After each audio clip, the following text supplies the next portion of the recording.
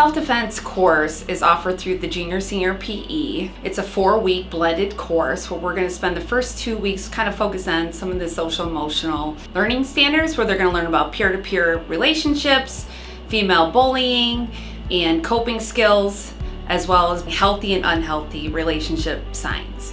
So the biggest thing I love about teaching this course is that we are teaching about personal safety. In that first unit, we're filling them up with the belief that they are good enough to fight. And we're breaking down the barriers that our society places upon women. And we're teaching our girls that they have what it takes to stand up for themselves. And once they have that and they know that they can and they are deserving of fighting for themselves, they take that skill and we bring it into the classroom, and then we introduce the physical component of our class. So at that point in time, by the time we're doing the physical training, they already know that they're worthy enough, that they love themselves enough, and they're worth to fight, and they are ready to fight in the event that they ever have to. It's 90% mental, not only because if you don't think you're worthy, you're not going to defend yourself, like your body's not going to.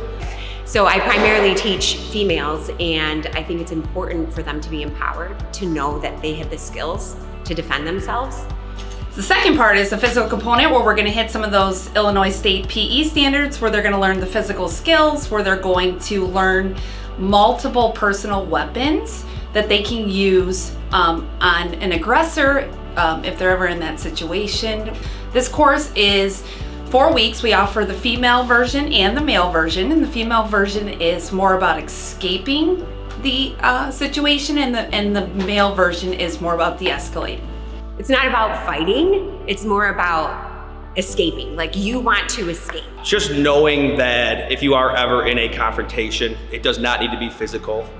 You can rely on others, you can rely on your voice, and that's kind of the main focus of the boys' curriculum, is just de-escalating the situation. So obviously physical combating is your last step that you want to utilize. And that's our goal. We want our kids to run. We want our kids to escape. We don't want them fighting necessarily, but we want them to be able to just have the skills in the event that they need to use them.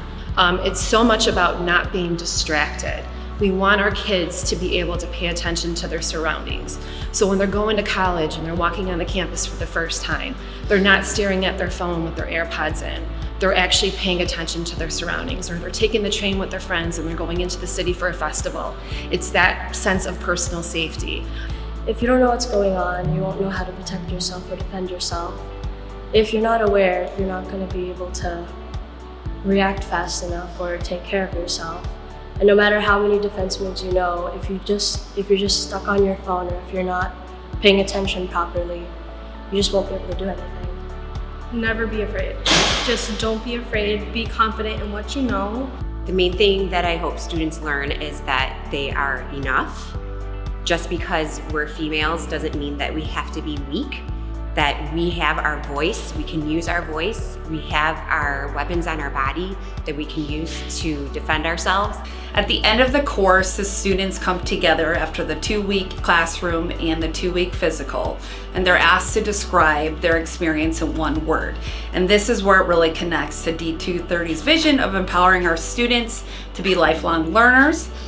So some of the words that are shared are empowered, confident, self-aware, prepared, and that's when it really solidifies that the blended course that we offer really touches on that social emotional learning, as well as that physical component that we really promote in physical education. It really is a lifelong skill. Of course, I would recommend this class to other students, and the reason why is because 1 in 5 women experience sexual violence, and then 1 in 3 women also experience physical violence. And I'm hoping from learning from this and learning every step that you need to get away changes those numbers.